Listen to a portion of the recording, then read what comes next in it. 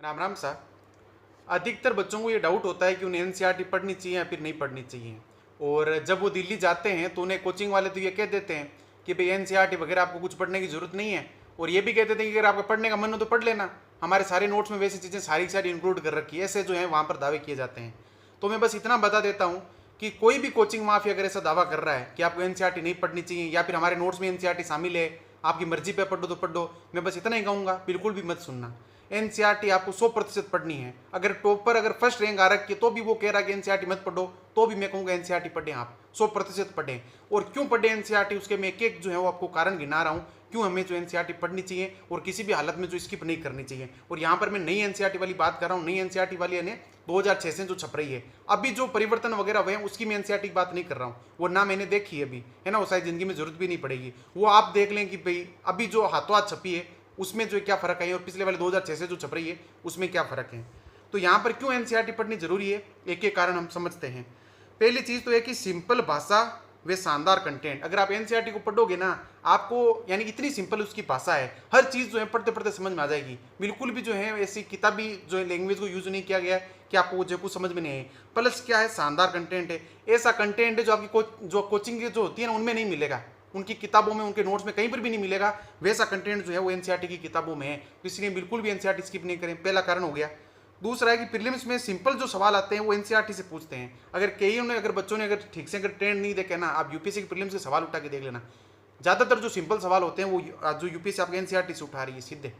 और जब सिंपल सवाल एनसीईआरटी से उठा रही है और आपने एनसीईआरटी की हर एक लाइन को, हर एक पंक्ति को, हर एक शब्द को अगर ढंग से पढ़ लिया है तो आपके वो सिंपल सवाल बिल्कुल भी गलत नहीं होंगे। और जो सिंपल सवाल होते हैं आपके प्रीलिम्स में जीएस पेपर में, वो 25 से 30 के बीच होते हैं। इतने सवाल आपके जो है सही हो सकते हैं सिर्फ एनसीईआरटी से, और आप जो 50 से 60 नंबर की जो लीड ले सकते हैं यहाँ पर।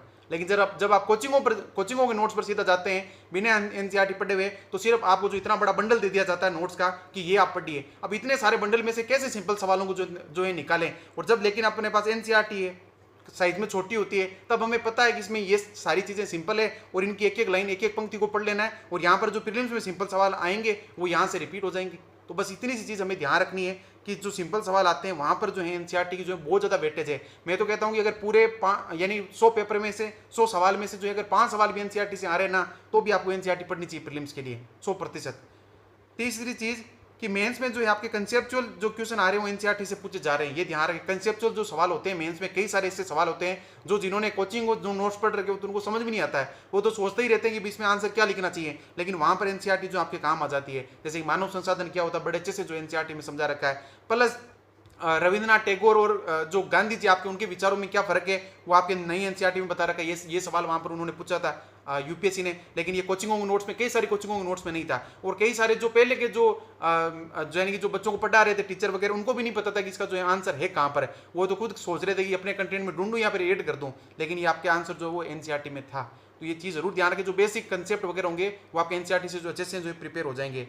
चौथी चीज़ क्या है, कोचिंगों के नोट्स पे कंटेंट की जो विश्वसनीयता घट रही है, लगातार घट रही है, ये ध्यान रखिए। कोचिंगों की विश्वसनीयता घट रही है और यूपीएससी लगातार उसकी जो विश्वसनीयता घटा रही है, इसलिए कोचिंगों के कंटेंट को बेस बनाने के बजाय आपको एनसीईआरटी को जो है पहला बेस अपना बनाना चाहिए, ये ध्यान रखें आप। मैं खुद कह रहा हूँ एनसीईआरटी से सिलेक्शन नहीं होता है, लेकिन एनसीईआरटी आपकी बेस बनेगी, एनसीईआरटी आपका नींव बनेगा, और उसी नींव पर जो है आपको यूपीएससी नामक बड़ी इमारत बनानी है, बड़ी बिल्डिंग बनानी है। अगर नींव कमजोर है तो आपकी इमारत बनेगी नहीं, और बनाने की कोशिश करोगे तो वो जो है गिर जाएगी। इसलिए एनसीईआरटी को पढ़ना जरूरी है।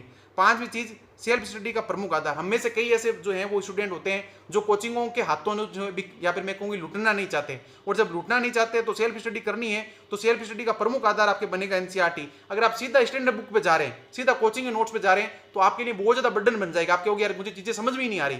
लेकिन अगर आप एनसीईआरटी पढ़ लोगे तो आपको 6ठी से लेकर 12वीं का पूरा रिवीजन हो जाएगा एक साथ ही, और आपका बेस बहुत बड़ा जो है मजबूत हो जाएगा। फिर आप जो स्टैंडर्ड बुक वगैरह में चीजें लिखी होगी आपको समझ में आने लगेगी भाई क्या चीजें हैं और क्या क्या चीजें नहीं है। प्लस एनसीईआरटी के पीछे सवाल वगैरह होते हैं, उनसे आप आंसर राइटिंग प्रैक्टिस भी कर सकते हैं और प्रीलिम्स के सवाल भी अटेम्प्ट कर सकते हैं। छठी चीज क्या कि हाई वैल्यू एडेड कंटेंट जो है प्रिपेयर कर पाना। अगर आप पॉलिटिक एनसीईआरटी देखोगे, शायद 12वीं की है वो, है ना, 11वीं तो पढ़ते हैं प्रीलिम्स के लिए, 12वीं की शायद होनी चाहिए मेरे साथ पॉलिटी की। वहां पर आप देखना इतना हाई वैल्यू जो कंटेंट है उसमें हाई वैल्यू यानी कि एडेड कंटेंट है कि सारे के सारे थिंकर्स वगैरह दे रखे हैं।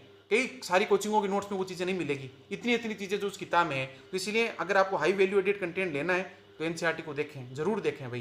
प्लस 11वीं की पॉलिटी की किताब देखोगे तो उसमें संविधान की क्यों जरूरत पड़ती है, किसी देश को क्या क्या संविधान के काम होते हैं, इतने अच्छे से समझा रखे हैं कि किसी की कोचिंग के नोट्स में आपको नहीं मिलेंगे। मैं विजन का भी नाम ले रहा हूँ, विजन में भी जो इतनी अच्छे से चीजें नहीं समझा रखी है कि संविधान क्यों बनाते हैं, क्या उसकी जो जरूरत पड़ती है, जितना एनसीईआरटी ने इतनी सिंपल भाषा में जो समझा रखा है। विजन के नोट में सीधे पॉइंट दे दिए कि इसलिए संविधान बनाते हैं, लेकिन वो इतने डीप में समझ में नहीं आती चीजें। जब एनसीईआरटी पढ़ते हो तो चीजें अच्छे से समझ में आ जाती है, तो ये भी आप ध्यान रखें। प्लस प्रीलिम्स में से कई सारे है ना, अभी आगे बात करेंगे उसकी क्या है। 7वीं चीज है रिवीजन करना आसान है। एनसीईआरटी फिक्स है भाई, इतनी किताबें पढ़नी है तो फिक्स है। कोचिंगों के नोट्स का कुछ भी फिक्स नहीं है, स्टैंडर्ड बुक्स का भी बहुत ज्यादा फिक्स नहीं है। तो यहाँ पर क्या रिवीजन करना बड़ा आसान है कि भाई हाँ जियोग्राफी है तो 6ठी से 12वीं तक की पढ़नी है बस। तो यहाँ पर क्या साइज छोटी इसलिए रिवीजन आसान है, प्लस फिक्स किताबें तो इसलिए आसान है। अब ऐसा तो नहीं कि आप जो है आपके 6ठी से लेकर 12वीं के अलावा भी कोई एनसीईआरटी आप पैदा कर दोगे, 12वीं से ऊपर तो नहीं कर सकते। तो फिक्स चीजें तो आप इधर उधर भटकोगे नहीं बहुत ज्यादा। फिर है कि डाउट वे सब्जेक्टिव सवालों में एनसीईआरटी को वरीयता मिलती है। यूपीएससी भी जो एनसीईआरटी को वरीयता देती है जहां पर डाउट वगैरह होते हैं, तो इसलिए वहां पर आपको फायदा मिल सकता है, ये ध्यान रखें। ऑथेंटिक सोर्स है, इसलिए प्रीलिम्स वगैरह में आपको जो है वो हेल्प हो सकती है ना। बाकी एग्जाम, अब 9वां पॉइंट क्या है, अन्य एग्जाम में भी जो आप पढ़ना जो है बहुत ज्यादा जरूरी है। आप कोई भी छोटे छोटे एग्जाम की प्रिपरेशन कर रहे हैं तो वहां पर ज्यादातर कहते हैं कि भाई यार यहाँ पर जो सवाल एनसीईआरटी से आ रहा है, यहाँ पर आपको एनसीईआरटी पढ़नी चाहिए। आरएस में जब क्या हो रहा है, अभी आरएस में पिछले 2 साल से जो पेपर बड़े टफ आ रहे हैं, तो बच्चों को कोचिंगों पर विश्वास उठ गया कि कोचिंग भी कुछ हेल्प कर सकती है क्या। अब वो जो ऑथेंटिक बुक वगैरह एनसीईआरटी की तरफ जो जा रहे हैं, आरबीसी किताब उनकी तरफ जा रहे हैं। तो आपको भी मैं वही सेम चीज जो है सजेस्ट करूंगा कि दूसरे एग्जाम में भी जब एनसीईआरटी को पढ़ना पड़ रहा है तो आप पहले से यूपीएससी के साथ ही पढ़ लो, ताकि जब दूसरे एग्जाम को बैकअप के तौर पर लेना हो तो आपके एनसीईआरटी पहले से जो है वो प्रिपेयर हो, ताकि आरएस वगैरह जो पीसीएस वगैरह जो एग्जाम होते हैं उनको आसानी से निकाल पाओ। 10वीं चीज क्या है कि स्टैंडर्ड बुक्स की जो आरंभिक आधार, अगर आप सीधा स्टैंडर्ड बुक पढ़ोगे, लक्ष्मीकांत सीधा पढ़ने की कोशिश करोगे तो चीजें कम समझ में आ जाएगी, कम आएगी। लेकिन अगर आप एनसीईआरटी पढ़ रहे हो, 11वीं एनसीईआरटी पढ़ रहे हो, तो उसमें लिख रखा पहले संविधान होता है क्या, क्यों जरूरत होती है। बाद में अगर आप लक्ष्मीकांत की पढ़ोगे वो नोट्स या फिर किताब जिसमें प्रस्तावना वगैरह से शुरुआत होती है, तो आपको चीजें आसानी से समझ में आ जाएगी कि यहाँ पर प्रस्तावना क्या होती है और क्या नहीं होती, क्योंकि एनसीईआरटी एक एक चीज समझाएगी वहां पर। यानी कि एनसीईआरटी सिर्फ किताब नहीं है, वहां पर टीचर है एनसीईआरटी अपने आप में, वो पढ़ा रही है आपको, लिखित रूप में पढ़ा रही है आपके सामने, भले ही वो टीचर ना हो, लेकिन वो बोलने के माध्यम से, पढ़ने के माध्यम से जो है वो टीचर का काम कर रही है।